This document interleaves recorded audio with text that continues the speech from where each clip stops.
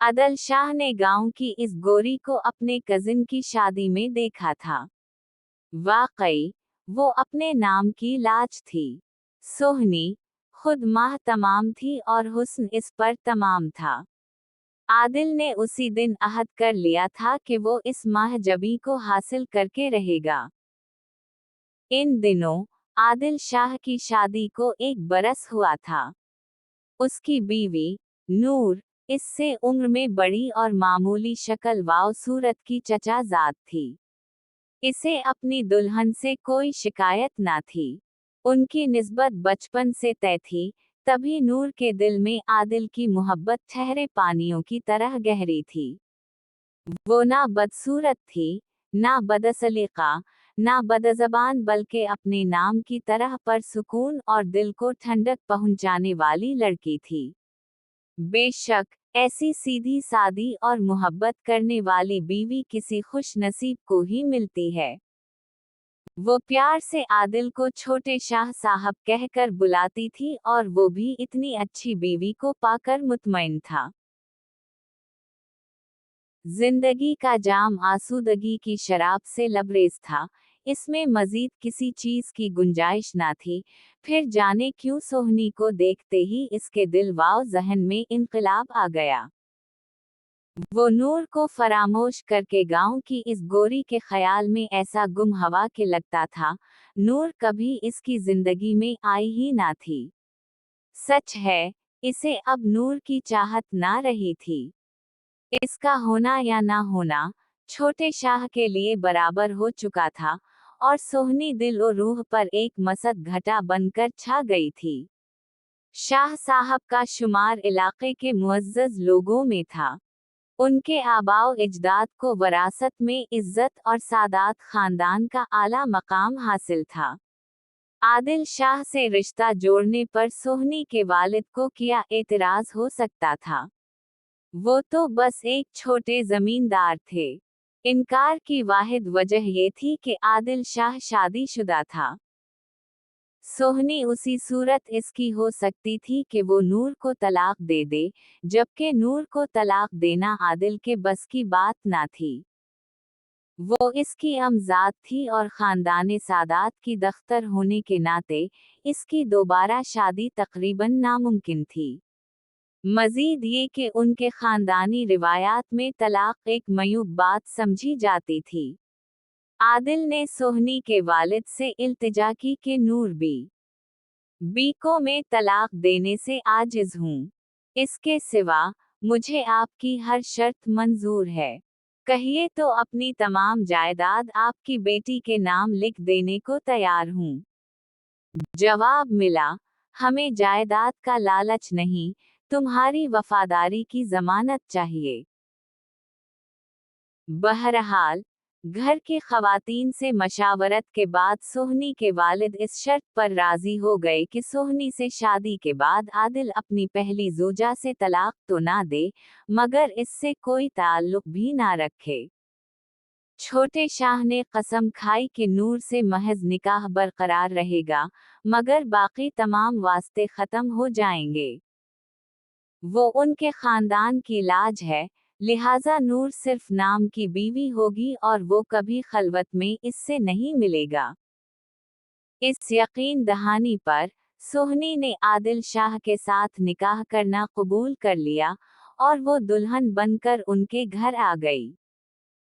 आदिल शाह को अपने किए पर जरा भी मलाल न था कि इसने नूर जैसी साबिर, वफादार और नेक बीवी से किनारा कुशी इख्तियार कर ली थी।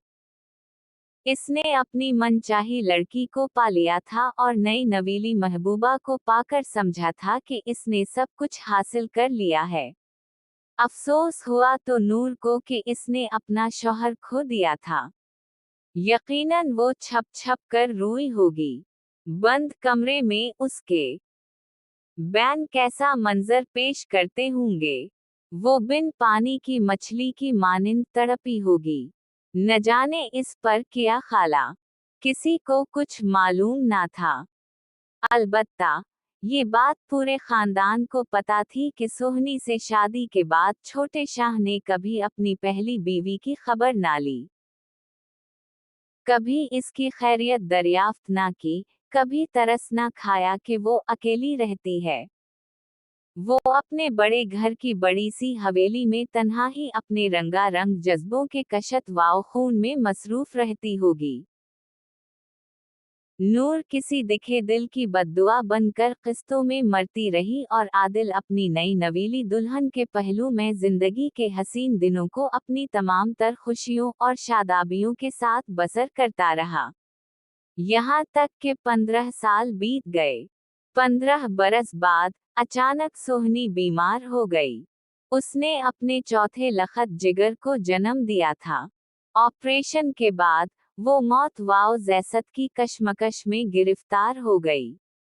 इसके हाथ पांव सुन होने लगे थे और गला बंद हो रहा था। सांस रुक रही थी और पानी का एक कतरा भी इसके हलक से नहीं उतर रहा था। अपनी चहीती बीवी की ये हालत देखकर आदिल की रूह कांप गई। सोहनी को जान कनी की हालत में देखकर वो रोने लगा।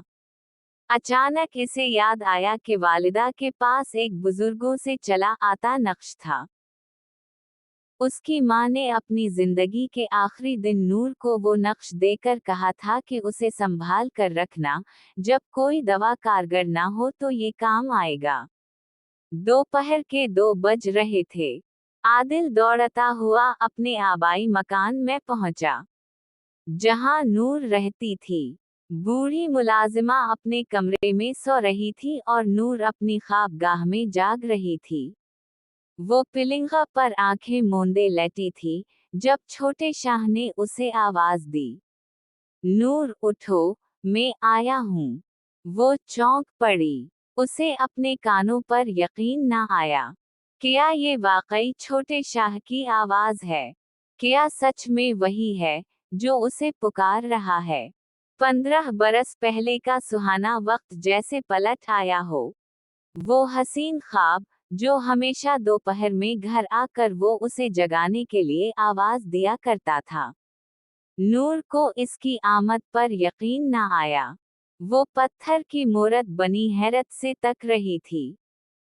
इसे यूं बेयकीनी से तकते देखकर आदिल को ख्याल आया कि वाकई इंसान पर जुल्म मजलूम को पत्थर का बना देता है। नूर के वीरान और मजबूर चेहरे को देखकर वो सारे दिख इसके मुख पर अनगारों की तरह जलते नजर आए, जो शाह ने उसको दिए थे।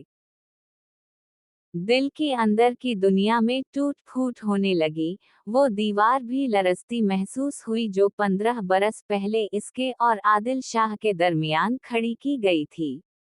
पीला जर्द चेहरा, अजुड़ी हुई नूर, मजसम सवाल बिस्तर से उठ बैठी। इसकी खस्ता हाली इतनी नाकाबिल दीद थी कि वो ये भूल ही गया कि यहाँ क्यों आया था। जरा से करब ने 15 बरस का बिनबास तोड़ डाला था। नूर की आंखों से मुसलसल आंसू गिर रहे थे, फिर फासले सिमट गए। शायद तकदीर इस एक लम्हे की मुंतजिर थी। बरसों की प्यासी धरती रो रही थी और आंसू उसे सैराब कर रहे थे। नूर के आंसू ना थे तो वो भी रो दिया। इसके बिखरे बालों को संवारने लगा। आज सारी डोरियां मिट गई थीं। आंसू दोनों के बीच पल बन गए थे। ये क्या मोजिज़ा हवा के आंसुओं का पानी पल बना था। कितनी बेरौनक हो गई थी ये सहागन। सुहाग जो इसका रूठा, तभी सिंघार भी इससे रोट चुका था। मुद्दत से गोया नूर के नैन जल को तरस रहे थे। इस दोपहर नरम दिल फरिश्तों ने अपने परों का साया उन पर डाला और प्यार के फूलों से एक मुद्दत बाद नूर का दामन भर दिया। खुशी से वो कभी रोती, कभी हंसती थी, मगर जबान से कुछ ना कहती थी। कहने सुनने की कुव्वतें इस अचानक मिलने वाली मुसर्रत ने सलब कर ली थीं। शाम तक वो यूं ही एक दूसरे में गुम रहे कि वक्त के गुजरने का जरा भी एहसास ना हुआ। जब एहसास हुआ तो ये भी याद आ गया कि इसने कितनी बड़ी कसम को तोड़कर इस सरहद को उबूर किया था। कसम तोड़ने का अजाब सोचकर वो लरज़ गया। अब कफ़ारा क्यों कर अदा होगा। घर से निकला तो कदम नहीं थे, जैसे अपने घर में ना था, किसी और के घर में नक़ब लगाने चला गया था। घर से निकलते वक्त नूर को कसम दी थी कि मेरे आने का तज़किरा किसी से ना करना, वरना मैं ख़ानदान और ससुराल में बेवक़ार हो जाऊंगा। वो अल्लाह की बंदी अपने खावनद से इतना प्यार करती थी कि अपनी कसम पर कायम रही। इधर अल्लाह ने करम किया और सोहनी सेहत याब होकर अस्पताल से घर आ गई। किसी को भेद ना था कि एक दोपहर 15 बरस की जुदाई के बाद नूर और छोटे शाह के दरमियान मोहब्बत का भोला बिसरा अफसाना दोहराया गया है। वो नूर से शर्मिंदा ना था कि उसे तवील जुदाई बख्शी थी। वो तो एक औरत थी, वफादार शरीक हयात, उसने कहाँ जाना था, क्या शिकवे करने थे। उसके लिए तो यही बड़ी खुशी की बात थी कि एक मुसर्रत भरी घड़ी अभी भी इसकी जिंदगी में बाकी थी। आदिल शर्मिंदा था तो अपने आप से कि कसम तोड़कर गुनाहगार हुआ था। सोचता था, खुदा जाने अब बख्शिश होगी कि नहीं। तौबा कर रहा था कि मेरा खालिक मुझे कसम तोड़ने के अजाब से बचा ले और सजावार ना हो जाऊं। नूर साल भर की बयाहता थी, जब उसने बीवी को छोड़कर सोहनी को गले से लगाया था। उसके दिल से औलाद की तमन्ना भी बाकी सारी ख्वाहिशों के हमराह मिट्टी में मिल गई थी। तसव्वुर भी ना कर सकती थी कि जिंदगी में ऐसा वक्त भी आएगा जब तकदीर एक बार फिर से मेहरबान हो जाएगी। इसका खाली दिल आबाद और वीरान कोख भर देगी। ये खुशी जहां इसको दीदा बनाने को काफी थी, वहां शौहर से किया अहद भी याद था। तभी अब मुश्किल ये थी कि लोग पूछेंगे कि शौहर ने तुमसे कभी नाता ना रखने की जो कसम खाई थी, क्या वो झूठी थी। अगर छोटा शाह तुम्हारे घर कदम नहीं रखता तो फिर ये तन्हाई का साथी कहाँ से आ गया। कैसे कहेगी कि कोई गैर ना था जिसने दहलीज से अंदर आने की जुर्रत की थी। वो मेरा अपना था, सुहाग था मेरा। नाम ना बताया तो लोग तने देंगे, जीना दो भर कर देंगे, और अगर कह दे कि मेरा सरताज, मेरा आदिल शाह आया था तो सोहनी और इसके बाप भाई तलाक ही नहीं मांगेंगे बल्कि तलवारें सोनत लेंगे। मुलाजिमा ने मगर चुप रहने की कसम ना खाई थी। इसने जाकर आदिल शाह को बताया कि नूर बीबी दौजी से है। शाह के तो पैरों तले से जमीन निकल गई। इसकी कैफियत उस शख्स की सी थी, जिसने कोई फाश गलती कर दी हो और अब इस खता को दूसरों के सामने लाने से डरता हो। सोहनी और इसके वालिदैन से खाई हुई कसम याद आती तो खुद को कौसता कि क्यों बड़े घर गया। इतने बरस तो इससे अलहदा रहकर गुजार ही दिए थे, अब ये गलती करना क्या जरूरी था। सारी रियाजत पर पानी फिर गया था। सोहनी के दिल से भी इसका एतबार उठ गया। वो समझी कि शाह मुसलसल 15 बरस से झूठ बोलता रहा है। नूर से पैमान वफा बांधे रखा और उसे धोखा देता रहा। अब चुप रहने से रसोई और बोलने में भी खराबी थी। नूर ने एक फर्जंद को जन्म दिया। बरसों बाद उसे तन्हाइयों का साथी मिला तो उसे तो खुशी से पागल हो जाना चाहिए था, मगर वो अब गम से पागल हो रही थी। लोगों से कहती थी कि ये मेरे सरताज का लखत जिगर, हमारे प्यार की निशानी है, मगर रिश्तेदार तस्दीक चाहते थे। नूर से घर में आदिल शाह के आने जाने की गवाही मांगते थे, क्योंकि वो बेचारी तो अपने घर की चार दीवारी से पाँव भी बाहर नहीं रखती थी। सभी रिश्तेदारों के घर करीब करीब थे, जो खुद इससे मिलने आ जाते थे। इधर सोहनी शाह से तकरार करती थी कि अगर नूर का बेटा वाकई तुम्हारा लखत जिगर है, तो तुम कब गए थे इसके घर? मुझे बताओ, गए थे? बताओ। तुमने तो कसम खाई थी कि नूर से जुदा रहोगे, फिर ये लखत जिगर कहाँ से आ गया? तुम मुसलसल मुझसे झूठ बोलते रहे हो। तुम नूर के पास आते जाते रहे हो। तुम बदहद हो, झूठी कस्में खाने वाले, बेदीन, बेईमान। मैं अब एक पल तुम्हारे पास ना रहूंगी। सोहनी के मामों, चचा, भाई सभी आ गए और बोले, शाह जी, तुमने कसम उठाई, ईमान को खेल समझा। अब हम समझ लेंगे तुमसे। इधर नूर बार बार मुलाजिमा को भेजती थी कि सरताज से कहो, एक बार आ जाएं वरना दुनिया मुझ बदनस्ब पर तहिम्मत लगा देगी। मुझसे जिंदा रहने का हक भी छीन लिया जाएगा। नूर की दुहाई पर तभी छोटे शाह के बड़े भाई ताहिर शाह को खानदानी वकार संभालने का फर्ज याद आया। इन्होंने मौलाना साहब को बलवा कर कसम का कफ्फारा पूछा और अपनी तरफ से अदा कर दिया। फिर अपनी बीवी के साथ नथे भतीजे को गोद में लेकर आदिल शाह के इस घर गए, जहां वो दूसरी बीवी सोहनी के साथ रहते थे। इन्होंने बच्चे को दादी के तौर पर आदिल शाह की गोद में देकर कहा कि मियाँ, क्यों मुंह में लंगियां डाल कर बैठे हो?